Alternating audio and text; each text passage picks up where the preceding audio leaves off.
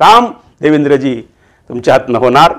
काहीतरी एक असा कायदा करा की जेणेकरून आमच्या मनात जी वाटणारी भीती आहे ती भीती दूर होईल आणि आम्ही ताठ मानानं त्याला सांगू, बाबांनो तुम्ही आम्हाला त्रास देऊ नका, आमच्याकडे पण एक कायदा आहे. कदाचित लहान तोंडी मोठा घास बी घेतलेला असेल. मी सर्वांची, सर्व राजकीय नेत्यांशी, सर्व समाजातल्या मोठ्या मोठ्या नेत्यांची माफी मागून मी माझे विधान करतो आहे. हे माझं स्वतःचं वैयक्तिक मत आहे. तुम्हाला पटलं, तुम्हाला आवडलं, तुम्ही माझ्या मताशी सहमत आहात असं जर तुम्हाला वाटलं तर आपलं ठरलंच आहे ना. एक लाईक, शेअर, सबस्क्राईब आपलं स्टेटसला ठेवा आणि माझ्या चॅनलला असाच भरभरून आशीर्वाद द्या की जेणेकरून आपल्या म्हणजे फक्त ब्राह्मण समाजाचे नाही, समाजाचे प्रश्न, सर्व समाजाचे प्रश्न, सर्वच समाजाचे, आता मी प्रत्येक समाजात मी डोकावतोय. मुस्लिम समाजाचे काय प्रश्न आहेत, लिंगायत समाजाचे काय प्रश्न आहेत, मराठ्याच्या प्रश्नावर खूप बोलणं झालेलं चालूच आहे, ते आपण बोलू. मारवाडी समाजाचे प्रश्न, अहो जहाँ ना जाए बैलगाडी वहाँ जाए मारवाडी. मारवाडी समाज हा असा आहे की ज्याचा आदर्श या सर्व समाजाने, ब्राह्मणच नाही सर्व समाजाने घेतला पाहिजे. एका ग्रामीण भागामध्ये तो समाज जातो, किरायचं दुकान घेतो, 4-5 वर्षात मोठी बिल्डिंग टोलेजंग उभी करतो आणि पूर्ण गाव त्यांच्याकडे बघतं, ते बघा मारवाड्याची बिल्डिंग. का? त्याची मेहनत, त्याचे कष्ट. अहो सायकलवरून तो किराणाचं सामान आणतो, गावात भरतो, सगळ्यांची सेवा करतो, सगळ्यांना किराणा, बरं नुसता किराणा देतोच नाही, किराणा फुकट नाही, कमीत कमी उधार तरी देतो. फुकट तर दानधर्म करतो तो समाज. सर्वात अन्नदान करणारा जर कोणता समाज असेल तर हा मारवाडी समाज आहे, जैन समाज आहे. हे समाज अन्नदान करण्यामध्ये फार अग्रेसर आहेत. आमच्या लातूरला आमचे गोविंदभाऊ पारिक नावाचे आमचे मित्र आहेत की 100 डबे मेडिकल हॉस्पिटलला तिथं गोविंदभाऊ विचारत नाहीत की तू कोणत्या जातीचा आहेस, हॉस्पिटलमध्ये आलेला आहेस ना, तो ॲडमिट आहेस ना, हा घे डबा, जेवण कर. इथं कुठं आला जातीवाद? बरोबर आहे का नाही? हा समाज ज्यास अन्नदान करतो त्यास विचारत नाही तू कोणत्या जातीचा आहेस, अरे आलाय त्या विचारायला खाऊ घाल. मग रोज 100 डबे डेली हे चालू आहे, अद्यावत यज्ञ चालू आहे.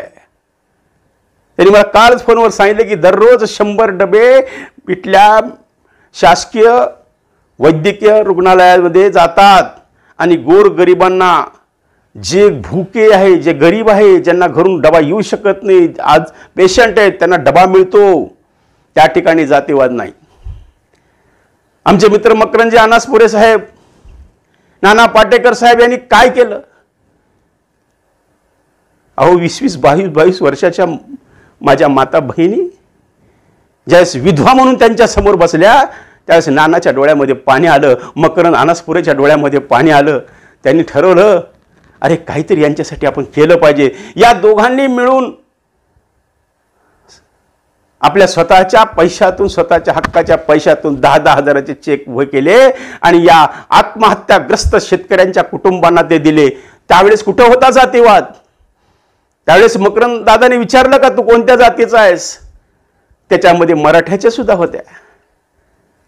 शेतकऱ्यांची आत्महत्या झाल्या, त्या महिलाच्या बीडमध्ये वाटप झालं 10-10 हजार रुपये चेकचं, त्या ठिकाणी मराठा सुद्धा होते. त्यावेळेस मकरंद अनासपुरे ब्राह्मण. मग त्यांनी विचारलं का तू कोणत्या जातीचा आहेस? नाही. मी परवा जवळपास 100 व्हीलचेअर अपंगांना दान दिल्या लोकसहभागातून, 100 मित्रांच्या सहकार्यातून. 4100 रुपयाची एक व्हीलचेअर आहे.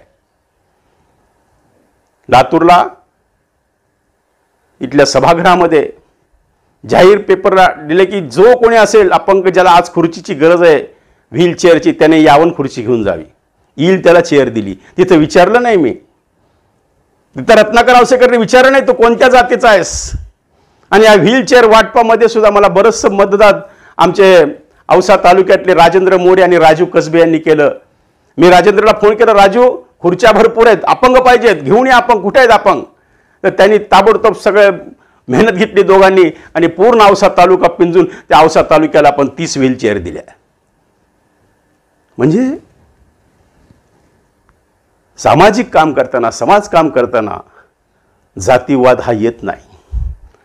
मग तुम्ही ह्यामध्ये जातीचं विष का पेरता, हेच माझं सांगणं आहे. आणि खरंच पुनश्च माझा विषय मी आज भरकटत नेत नाही, फक्त मी एवढं सांगतोय की पुनश्च एकदा या महाराष्ट्राच्या गृहमंत्र्यांना आणि या देशाच्या गृहमंत्र्यांना माझी विनंती आहे की कृपा करून आमच्या या ब्राह्मण समाजाला, या महाराष्ट्रातल्या शोषित ब्राह्मण समाजाला, या महाराष्ट्रातल्या संयमी ब्राह्मण समाजाला आरक्षण नको, पण संरक्षण जरूर द्या. बस. अहो, आणि सगळ्यात महत्त्वाचं तुम्हाला एक गोष्ट बोलायची म्हणजे राहून गेली की हे राजकारणी लोक आहेत ना, हे बाकी जे आघाडीवाले तर ब्राह्मणांचं मतदान घरीतच धरत नाहीत. त्यांना माहीत झालेले हे पक्क चड्डीवाले हे BJPकडेच जाणार. तसं नाही हो. अजूनही जुने जाणते कित्येकाच्या घरामध्ये काँग्रेस रुजलेली आहे. जसं विलासराजे म्हणले ते माझ्या रक्तातली काँग्रेस कोण काढणार, तसं अनेक ब्राह्मणांच्या घरामध्ये काँग्रेस आहे. पण तुमच्या डोक्यात जे बसलेले की हे बामणाची किंवा ब्राह्मणाची मतं आपल्याला मिळतच नाही आहेत, त्यामुळं आमच्याकडे दुर्लक्ष केलं जातं आहे. तर कृपा करून हात जोडून विनंती आहे. लहान तोंडी मोठा घास घेतलेला आहे, आता जास्त बोलत नाही. पुन्हा उद्या अजून बोलायचं आहे, नवीन विषय घेऊन मी येणार आहे. आपल्या रत्नाकर आवसेकरला आता रजा द्या. आणि एक काम करा ना मित्रांनो, जरा थोडंसं कंजूसी करू नका हो. मी तुमच्यासाठी 2 तास देतोय, तुम्ही 1 सेकंद द्या, लाईक द्या, सबस्क्राईब करा, शेअर करा आणि त्याची लिंक आपल्या स्टेटसला टाकून मला आशीर्वाद द्या की ताकी माझ्या ह्या पोटडीमध्ये, माझ्या हार्ड डिस्कमध्ये एवढं काय आहे हे सगळं मला तुमच्यासमोर ओकायचं, सगळं सांगायचं मला. तुम्हाला सांगून टाकायचं. अरे बरं, एक सांगतो तुम्हाला, कधी काय होईल काय नेम सांगता येतो मला सांगा. आपलं वय आता 63 आहे. आम्हाला कोणतं आता झालं ते सगळं, आता सगळं संसार हे सगळं लिंक लागलेली, म्हणून हे थोडं बोलायचं धाडस करतो. घरी बायको शिव्या द्यायला लागली, कशाला करता म्हणले, हे नाही ते कुठं लष्कराच्या भाकरी मोडता, हां घरचं खाता लष्कर. म्हणलं नाही, हे समाजासाठी, आपल्या माणसासाठी मला बोलू द्या. एकदा जगासमोर येऊ द्या. हे रेकॉर्ड तर राहील, मी राहीन न राहीन, पण हे रेकॉर्ड जरूर राहणार आहे. आणि माझा एक शब्द तुम्हाला तुमच्या मनाला रुजणार आहे ह्याची मला खात्री आहे. कारण माझ्या ह्या हार्ड डिस्कमध्ये एवढं काय आता मटेरियल भरलं आहे, थोडी खाली करायची मला. एकदा तुम्हाला सांगून टाकायचं आहे माझ्या पोटात काय काय साचतं आहे, माझ्या डोक्यात, माझ्या बुद्धीत काय काय आहे, हे सगळं तुम्हाला माझ्याकडे भरपूर साठा आहे की 1 वर्ष काय, 2 वर्ष काय, 5 वर्ष कार्यक्रम चालू शकतो, परमेश्वरानं आयुष्य दिलं तर. तर मित्रांनो, आता रत्नाकर आवसेकरला इजाजत द्या आणि बटन दाबा. कुठं? लाईकला. धन्यवाद. सर्व प्रकारच्या राजकीय प्रचार सिरीजच्या निर्मितीसाठी एकमेव नाव Ratnakar Ausekar. Contact 9890 39 87 88. Online recording series देणारं महाराष्ट्रातलं एकमेव नाव रत्नाकर औसेकर. 51 आवाजांचा बादशाह रत्नाकर औसेकर. कॉन्टॅक्ट 9890 39 87 88. आवाजाचा बादशाह रत्नाकर औसेकर यांच्या YouTube चॅनलला लाईक करा, सबस्क्राईब करा आणि आपापल्या ग्रुपवर शेअर करा. चला, आपल्या मोबाईलवर सर्वप्रथम आमचा कार्यक्रम मिळवण्यासाठी सहकार्य करा. Ratnakar Ausekar YouTube channel.